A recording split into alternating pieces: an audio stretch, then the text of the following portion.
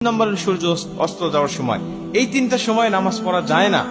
এবং রাসূল সাল্লাল্লাহু আলাইহি ওয়াসাল্লাম বলে দিয়েছেন যে যদি ঘুমের কারণে অথবা যে কোনো বেখিয়ালি হয়ে যদি নামাজটা তোমার ছুটে যায়, নামাজটা যদি জাস্ট টাইমে না পড়তে পারো, তাহলে যখন তোমার স্মরণ হবে ঠিক তখনই তুমি নামাজটা আদায় করে নেবে। তোমার ফজরের নামাজ কাজা হয়ে গেছে, তুমি ঘুমের কারণে টের পাও নাই, 8টা বেজে গেছে, 9টা বেজে গেছে, এখন তুমি জোহরের নামাজের জন্য অপেক্ষা করবে না, জোহরের নামাজের জন্য অপেক্ষা নয়, তুমি তখনই উঠে তুমি নামাজটা আদায় করে নেবে।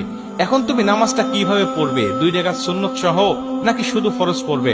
রাসূল সাল্লাল্লাহু আলাইহি ওয়াসাল্লাম বলেন, ফজরের নামাজের 2 রাকাত সুন্নতের গুরুত্ব কত বেশি জানো?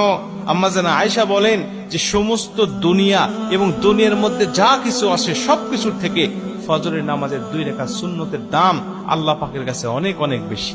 এবং নবীজি অন্য একটা হাদিসের মধ্যে বলেন যে তোমাদের ঘোড়া যদি ছুটেও যায়, তোমাদের ঘোড়া যদি চলেও যায়, তারপরেও তোমরা